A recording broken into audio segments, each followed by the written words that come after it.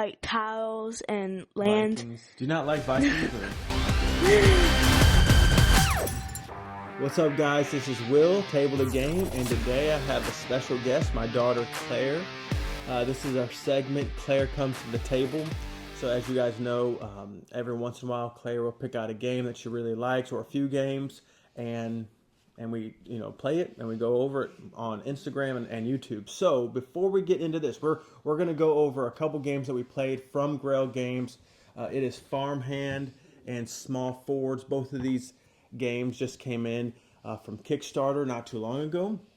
But before we get into it, there's a couple games that I have wanted to play for a long time. I actually feel kind of bad about it. This is something that Claire wants to play as well, is Escape the Island. This game was given to me from the publisher a little while ago. It's been a crazy year, and I haven't gotten to play it or show you guys. And then another game, Clash of Corgis. Both of these are card games, and so we want to play one of these games for Claire Comes to the Table next. So I want you guys to vote on which game you guys want us to play. So anyway, Claire, how's it going? It's been great. It's been a while since we did this. I know, it's been crazy. We're moving. We just bought a house. We're about to move again, and just had a baby, of course, her little brother. So, all right, well, let's get started. I'm going to go over real quick. We're going to go over Farmhand, and we're just going to discuss kind of what we thought about it. So, real quick, in a game of Farmhand, both of these games were really, really quick games. So, this is a 20-minute game. It's a 2 to 5 players, 10 plus. So this is a trick-taking game. So what's really cool about this one is a few things. There's a lot of different suits. I think there's like 6 different suits. But each suit has a different number of cards, and there's not too many. So one suit just has 1 card, and another suit has 2. I think the biggest suit has 6 cards in it. So you actually have a cheat sheet that shows you which, all the suits and each number that is in those suits. And then on the front of the card, the back of the card that everyone can see, they can see what suit you have. They won't see what number you have, but they'll see what suit you have. Mm-hmm. And so the very first round, you play like 6 rounds. The very first round, you have just 1 card. It's 1 trick. And you have to bid on what you're going to take. If you get the bid that you want, mm-hmm. then, or let's say you say, I'm going to take 1 trick, and you get that, you get 1 point. If you get 2 tricks, you get 1 over, you're going to get negative a point. Mm-hmm. And also if you don't reach the amount of tricks that you wanted to. So it's a very tight game. It's simple, it's quick. There's a lot of open information that I really like about it. But anyway, let's go over, Claire, what do you like about Farmhand? Well, it's also a lot like Spades, which is surprising that I just learned it. I knew about Spades, but I didn't really know the game.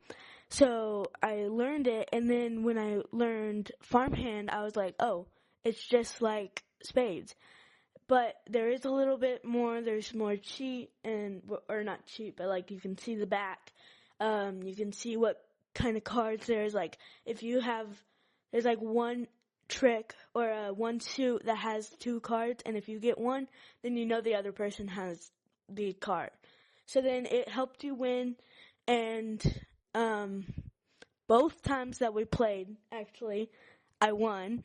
Okay, so she destroyed. We played before we made this video, and it was ridiculous, and I wasn't letting her win. I try not to ever really let her win, and it was pretty pathetic, really, but no, she really beat. I mean, and she had a great strategy. Anyway, go ahead. Well, I mean, so what was some of the strategy that you had?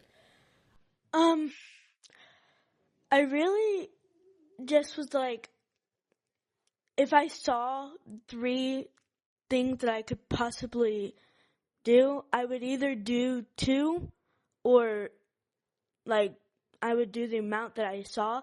But sometimes that So you would mess bid me if up. you thought you could take 3, you would bid 3. Yeah, and then sometimes I would be like, oh, that person has another card. I'm not gonna bid 3 because it's a higher card.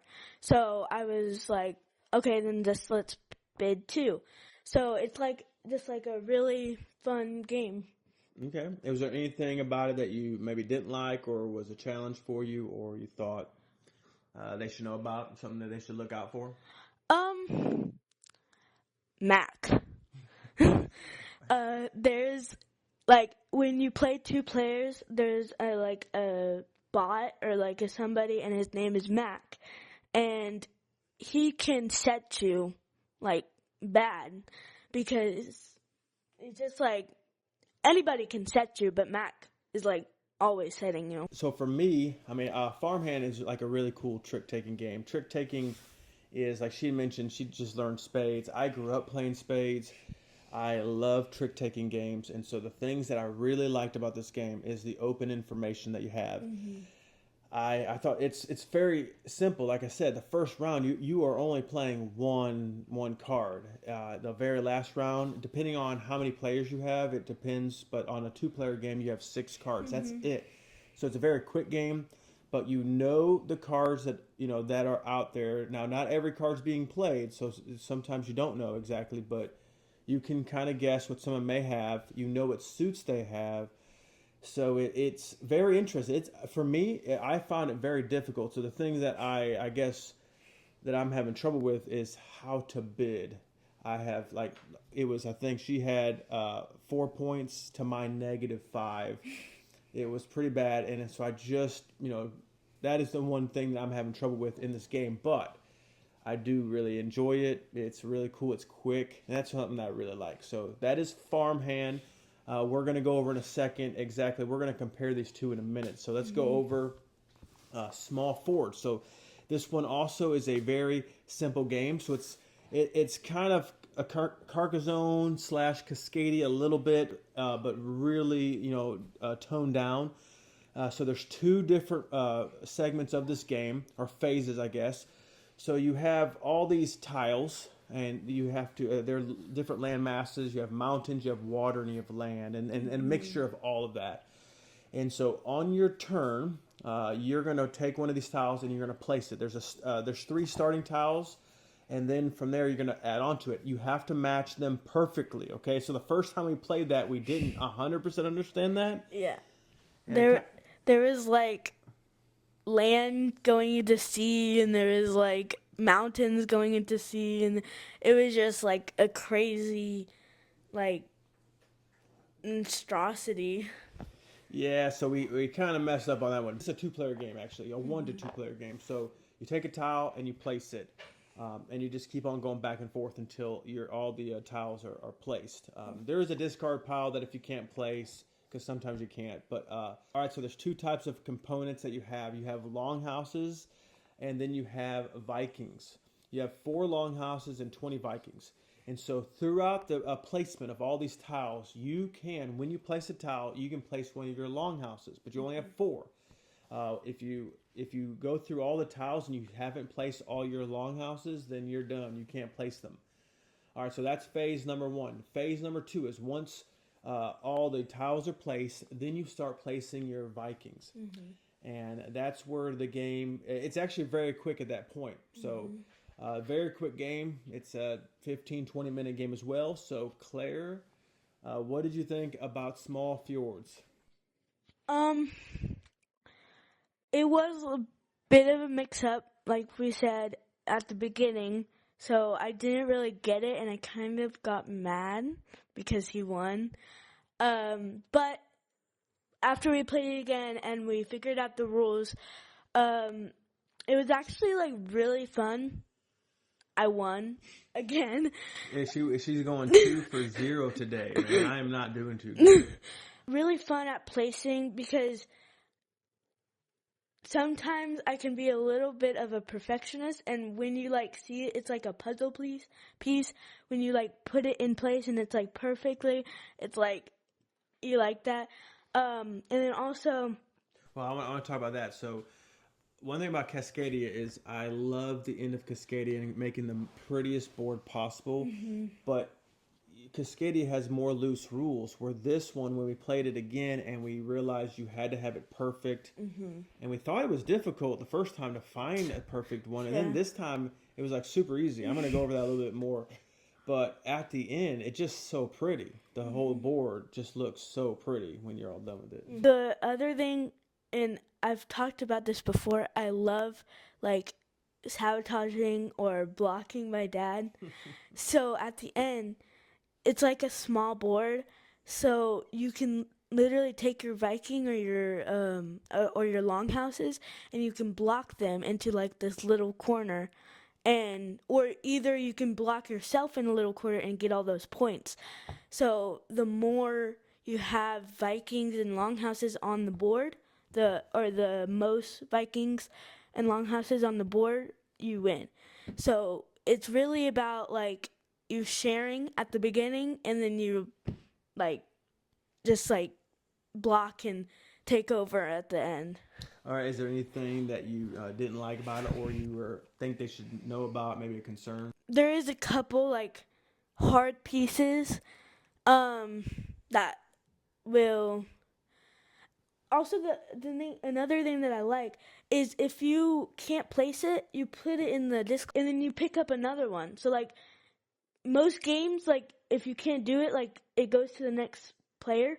But like if you pick it up, you can't do anything. Throw it in the discard pile, pick up another one and do it. So it's like you have a chance every time, like every time. And then there's just like some tricky ones out there that like will stomp you. Yeah, it can be tough sometimes. I mean, it's not really difficult. So I'll just kind of go over real quick, like me. So the first time we played the game, we didn't understand 100%, and we weren't matching it up, and we felt like it was too hard. And I compared it to Carcassonne, where I told her afterwards, I was like, in Carcassonne, you can easily match everything up. I never had a problem in that game. And so I actually didn't enjoy it that much because I don't know. I just felt, a lot of times if I play a game and I don't understand the rules 100%, I don't have as much fun. Now, this one, there's no excuse. This is a really simple game. We should have understood it. But I didn't enjoy it that first time. And then we played again today. And I just really, really enjoyed it. It was easy. I felt just like Carcassonne, you can easily find the matches for the most part. And it's designed. It tells you if you can't match it up. Sometimes you can't match it up. You put it into the discard pile. But you want as many tiles placed as possible. You can actually go back into that discard pile on your turn if you want and grab from there and put on the board. And so what I really enjoyed about this game is it's very strategic. There's two things that you have to think about in this game. Actually, three. There's three major things. Number one is you only have 4 longhouses, and so you have to place them in a way to where, like she was saying, that when you start playing your Vikings on phase 2, that you can easily block your opponent. And so you don't want to use your longhouses too quickly, because then you'll be all centered in one area of the board. You want to be spread out strategically. So number 2 is you want to place your tiles strategically around your longhouses so that you have a lot of landmass to be able to place your Vikings. So those are the 2 strategic parts of the game on the first phase, which is the expansion or the expedition phase. I forget exactly what it's called. Then the other strategic part is on phase 2, the exploration or the I'm not really sure, I forget, but it's where you're actually placing your Vikings and how to, like she was saying, how to block people. So it's very strategic. I don't think there's a whole lot of luck necessarily in this game. Oh, and then also when you're playing, you have to have one landmass. You can't make another island. Yeah, there can't be like an island. It has to be all the same. Every tile has to match perfectly with the other, like the mountains, which are snow-capped mountains and water. But the actual land has to be touching the land. It cannot be like an island. It can't be a separate landmass. It all has to be one solid landmass going through mountains and rivers and water, bodies of water. So that part makes it sometimes difficult to place, but also pretty cool. All right, that was Farm, Hand and Small Fjords. So now we're going to do like a 1v1 challenge against Farm, Hand and Small Fjords. We're going to go over kind of which game we think is the best out of these 2 games. And to be clear, we think both these games are really cool. We had a great time with both of them. I would love to play either one of these with Claire. So anyway, or with anybody. But all right, Claire, I'll let you go first. Go over with them. Out of these two games, which one wins in a 1v1 competition? Well, I love both of these games. They're really fun. They're really fast.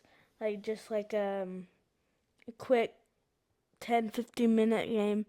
But I'm gonna have to go with Farmhand.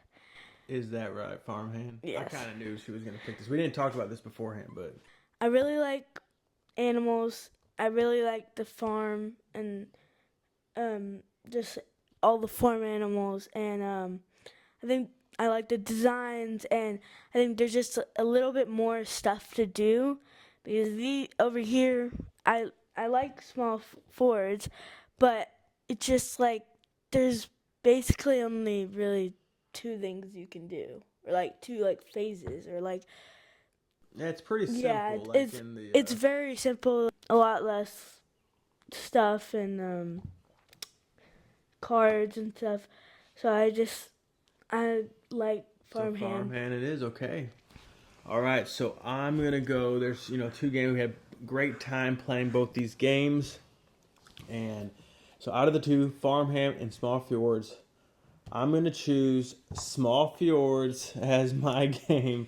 I kind of knew before we started this. I knew what I was gonna pick, of course, and I knew she was gonna be Farmhand. So why I like Small Fjords is, let's go. Of course, why I didn't choose Farmhand is there's a lot in my opinion, there's a lot of luck in this game, and I've come to enjoy games that have luck. When I first started in the hobby, it was like I hated games with luck. I wanted as little about as luck as possible in the games.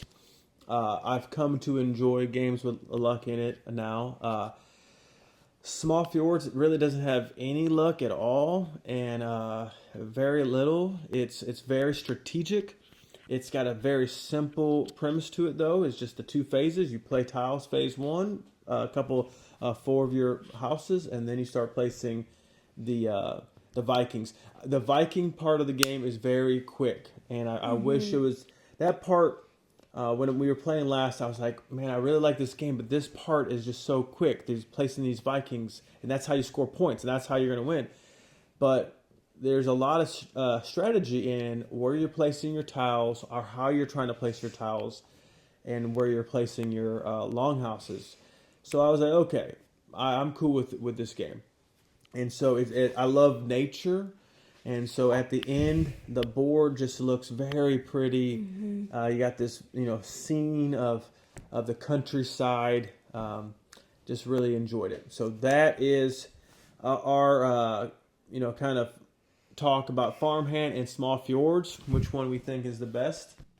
I knew he was gonna pick Small Fords because he doesn't like luck, and he loves like images. Like he loves puzzles. He loves like where you work hard to make this big mural or painting or anything. He also loves mountains. He would pick mountains over beaches any day, which is very like There's beaches in here too. There's beaches yes, and mountains. yes, but we most of my family loves beaches, and he's an outdoorsy mountain guy. But he does love farms, but he doesn't like luck. And I love luck because even if I lose, it's not about him or me, it's about the luck. He Because likes to make an excuse of why he lost. no. And is it because you like small fords because I beat you in Farmhand both times? Maybe that may have played a role somewhat. I don't know, but anyway, well, guys, thanks for watching. Couple things. Number one, if you enjoyed this, I love playing with Claire. I love bringing her to the channel. So please, like it, comment, let us know what you think. If you've played these games, let us know which one you like. If you haven't, hopefully you guys get a chance to do so. Also, if you can, vote on which game you want us to play, either Escape the Island or Clash of Corgis. We want to bring that to you guys later on. And if you like this content, please subscribe. Every time I see some type of support, it makes me feel really good, makes me want to continue to do this. We have a good time doing it. But other than that, I hope you guys have a wonderful day, and we'll see you in the next video. See ya. Bye. Fair, what I was going to say. This is a segment. Okay. Ready? That. Okay. Did I turn?